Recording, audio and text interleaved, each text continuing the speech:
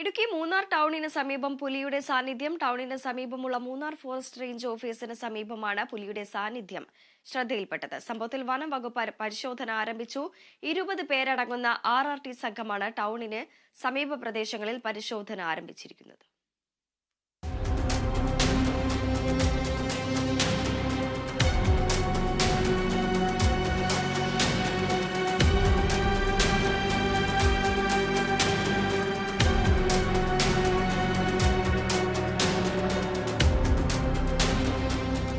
കാട്ടുകൊമ്പന്മാരടക്കം മൂന്നാർ മേഖലയിൽ കാടിറങ്ങി ഭീതി പരത്തുന്ന സംഭവം സാധാരണമായി കഴിഞ്ഞു.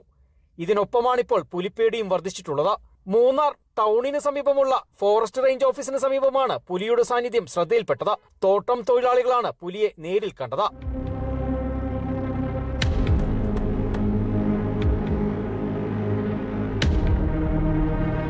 പിന്നീട് സംഭവം വനവകുപ്പ് ഉദ്യോഗസ്ഥരെ അറിയിച്ചു.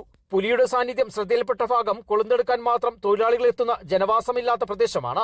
സംഭവത്തിൽ വനവകുപ്പ് ഉദ്യോഗസ്ഥർ പരിശോധന നടത്തുന്നുണ്ട്. ഇന്നിവിടെ 2 ഫീൽഡിൽ കൊളുന്തെടുക്കുന്ന തൊഴിലാളികൾ ഉണ്ടായിരുന്നു. അപ്പം അതിലൊരാൾ വന്നിട്ട് ഇതുപോലെ പുലിയെ കണ്ടെന്ന് നമ്മളടുത്ത് ഒന്ന് പറയുകയും ഞങ്ങൾ പെട്ടിമുടി RRT ടീമും പെട്ടിമുടി സ്റ്റേഷന്റെ ടീമും 2 ടീമായിട്ട് തിരിഞ്ഞിട്ട് ഈ സ്ഥലങ്ങളെല്ലാം പരിശോധന നടത്തി വരികയാണ്. അപ്പോൾ നമുക്ക് സ്ഥലലക്ഷണങ്ങളിൽ നിന്ന് പുലിയുടെ സാന്നിധ്യം ഉള്ളതായിട്ട് ബോധ്യപ്പെട്ടിട്ടുണ്ട്. സ്കാറ്റിങ്സ് ഉണ്ട്, പക്മാർക്കും ഉണ്ട്, അതിലെ സാന്നിധ്യമുണ്ട്.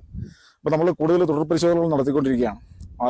ഒരു RRT സംഘത്തെ കൂടെ വിളിച്ചിട്ടുണ്ട്. ഡ്രോൺ ഉപയോഗിച്ച് പരിശോധന നടത്താനുള്ള ശ്രമം ഈ ശക്തമായ കാറ്റ് കാരണം നടന്നില്ല. അപ്പം 20 പേരടങ്ങുന്ന RRTയുടെ 2 സംഘങ്ങൾ പരിശോധനയ്ക്കുണ്ട്. തോട്ടം മേഖലയിലെ വിവിധയിടങ്ങളിൽ മുൻപ് കടുവയുടെയും പുലിയുടെയുമൊക്കെ സാന്നിധ്യമുണ്ടായിട്ടുണ്ട്.